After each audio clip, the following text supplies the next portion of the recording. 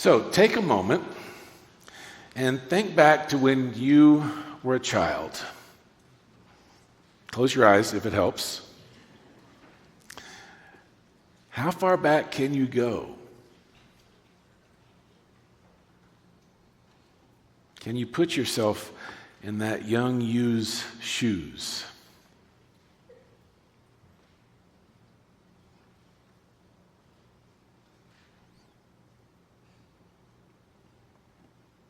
What are those earliest memories that come to you? What images do you see?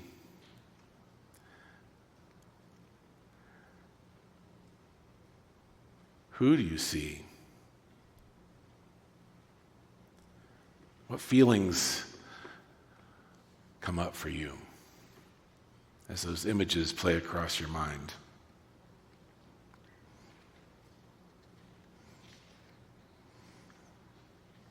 All right, that's good.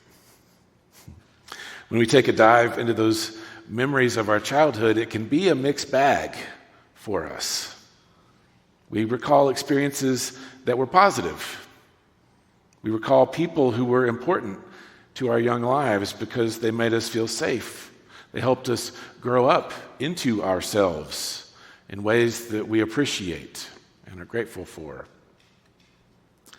Other experiences may stick out as negative, even traumatic. Some of those grown-ups hurt us. They made us feel less secure. But for each of us, all of those experiences and interactions came together in complex ways to make us who we are now. For anyone who's fortunate enough to be able to spend time in therapy, or if you are very self-reflective on your own, exploring those early years of life can unlock a lot of windows and doors that shed light on how one's adult life, adult self, relates to that world. And these verses from Jeremiah this morning help us to recognize that God was present in our earliest days and years and moments.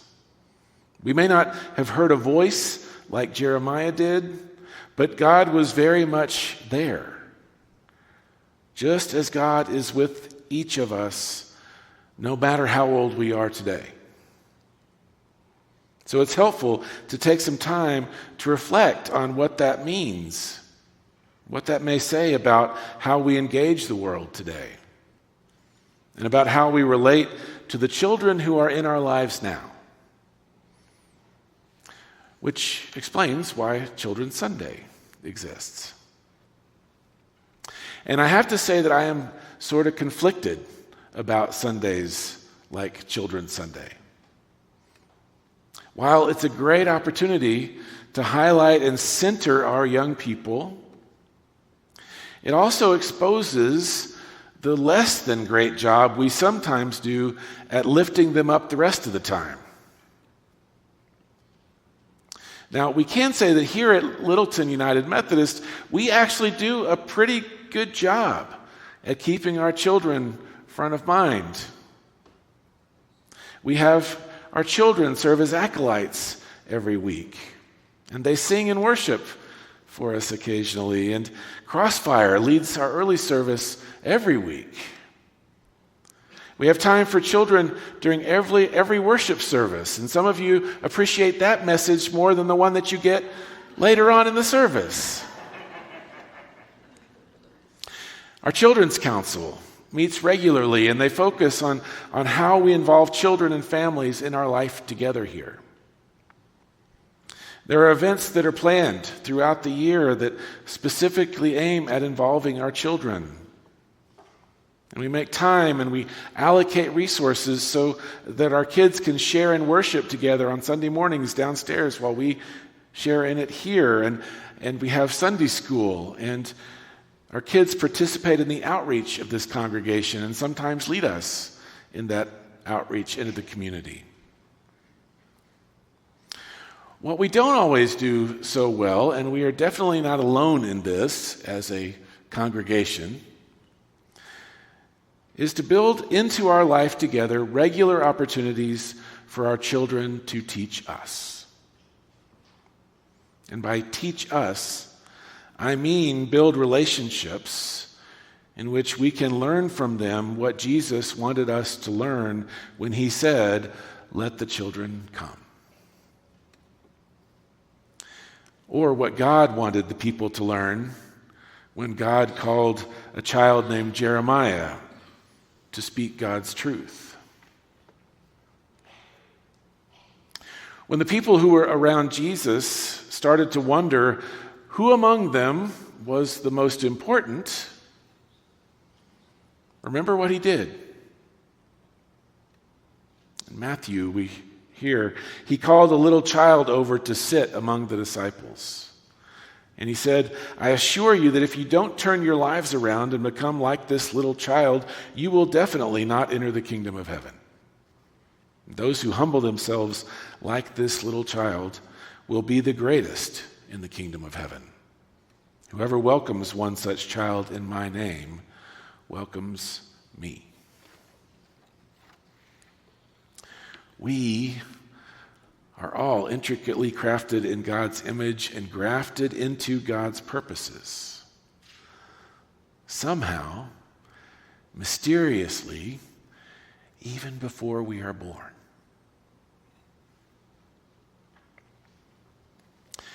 You may be familiar with the Joe Harry window. It sounds like kind of an exotic name, but it's really just the two guys who created it, Joe and a guy named with the last name Harrington. Joe Harry.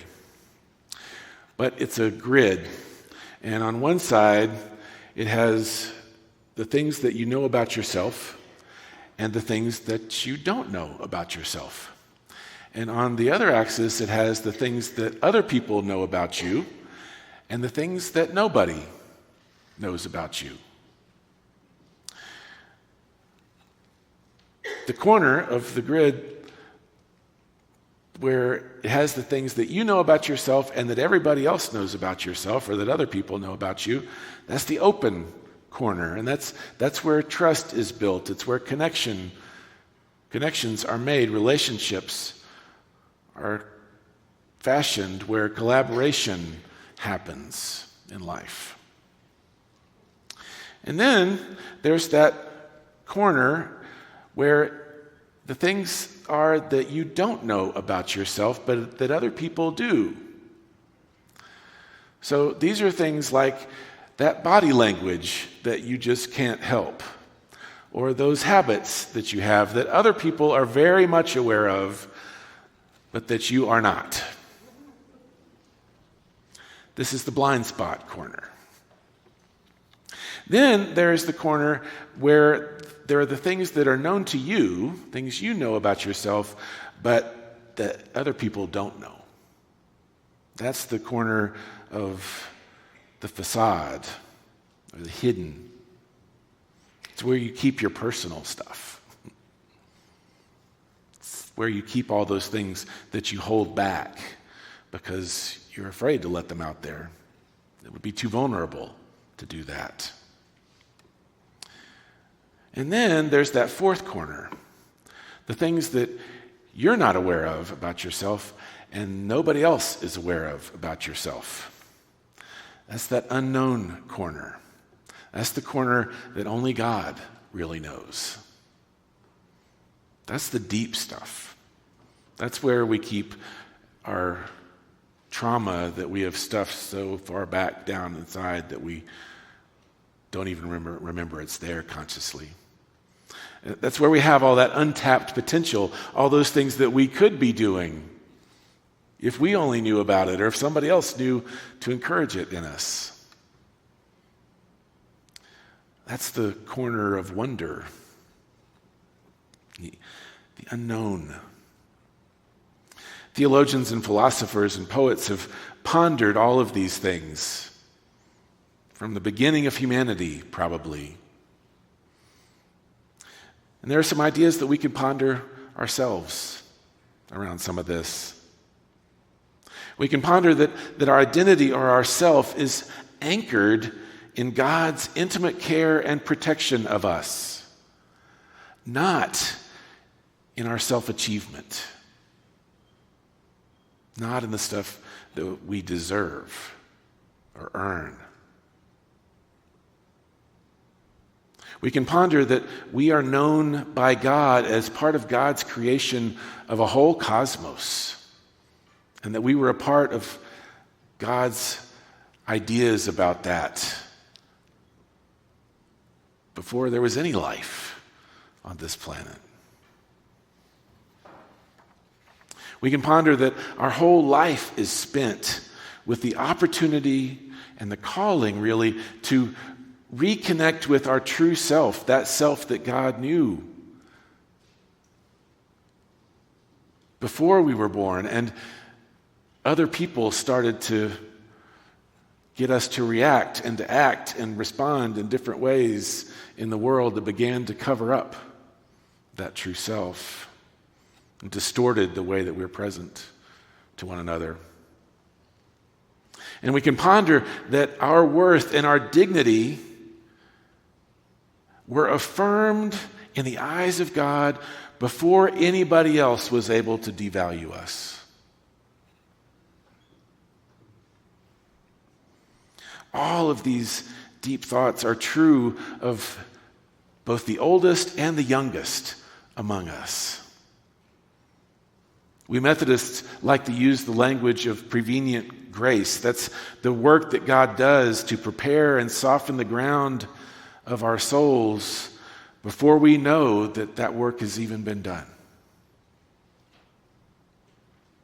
And our task, once we are the slightest bit self-aware, is to discern what it is that God has set us apart for.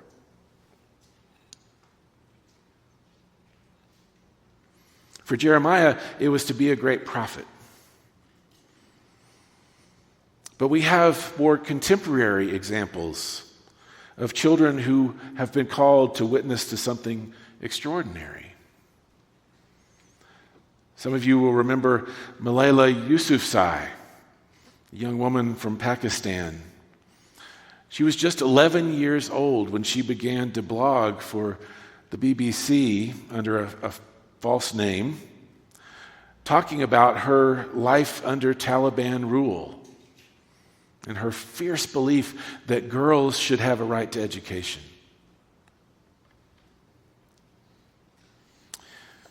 Or you may remember the name Ruby Bridges. In 1960, Ruby was 6 years old. 6 years old when she became the first African American child to desegregate her all-white elementary school in Louisiana. Every day, she had to walk past crowds of angry, screaming grown-ups who threw objects and shouted slurs at her.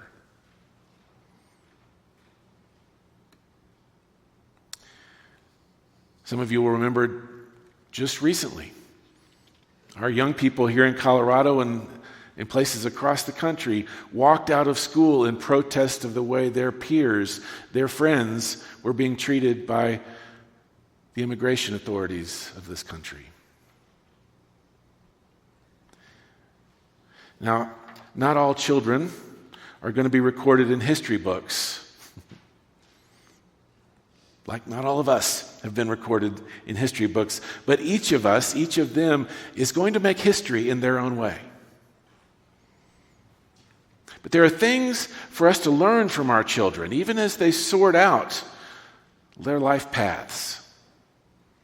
And the only way that we get to learn these things from them is to actually be around them.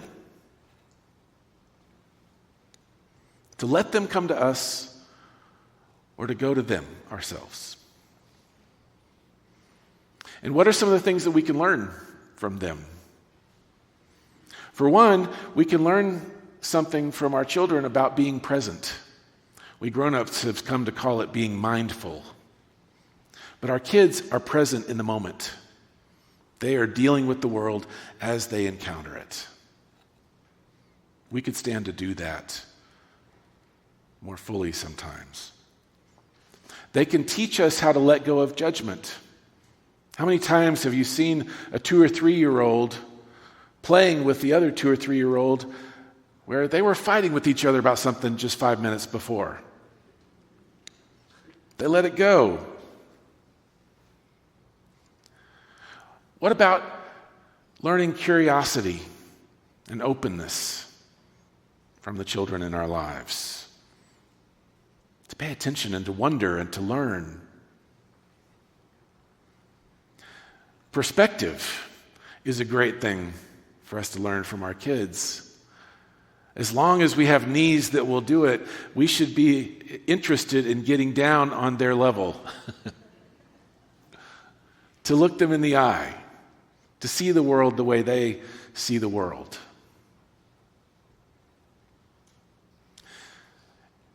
And then to learn vulnerability and dependence. Our kids can't do it on their own. They need somebody else to be there for them. In our relationship with God, that is one of the prime reasons for us to know our children better. That's what Jesus is talking about when he says, you need to be humble like this child. You need to be able to trust like this child, or you will have no idea what heaven is about.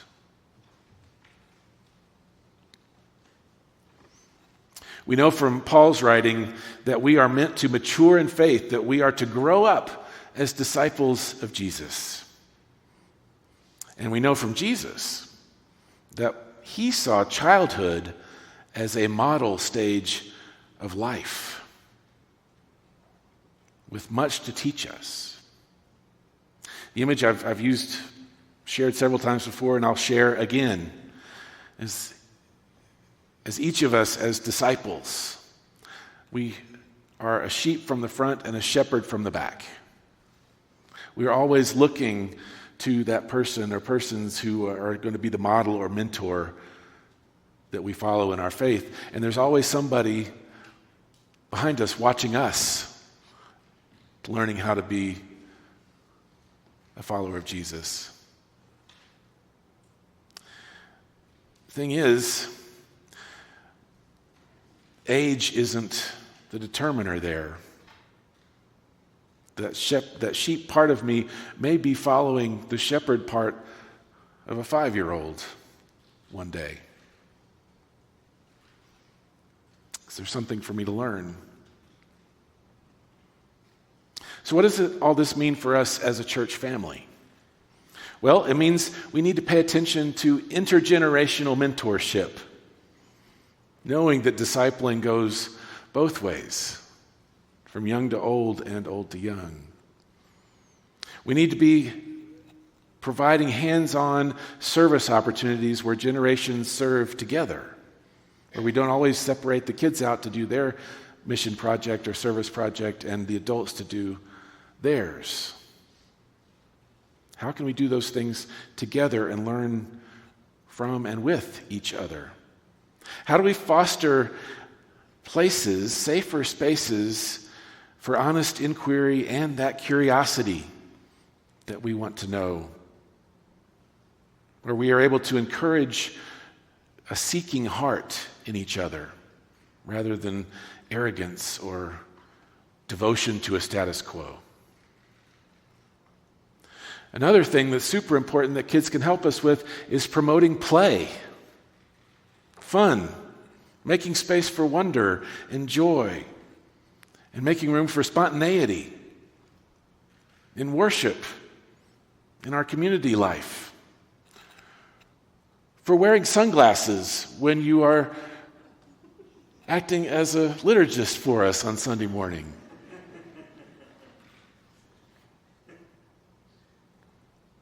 She asked me back there if it was okay. I said, heck yeah. And we need to learn how to model vulnerability and dependence. We need to get better at sharing our stories of our experience of God's faithfulness in our lives that would reinforce our need to rely on God rather than on ourselves. Many of you have had the experience in your life of sitting at the kids' table. I had two sides of my family. On one side, it was just me and my brother, and so we got to sit at the big table. On the other side, on the Carr side, there were a bunch of cousins. So we had the grown-up table and the kids' table at holiday gatherings. But what would it be like in our church family if we were more conscious and intentional about sitting together? If we were more conscious and intentional about relating to our children as sources of wisdom and not just recipients of it? What would that look like for us as a church? What if all of our planning and decisions and thinking about who we are, but at the 30,000-foot level and at the ground level, we thought that way? It might change some things dramatically for us in the way we look at the world and the way we walk in it. Amen.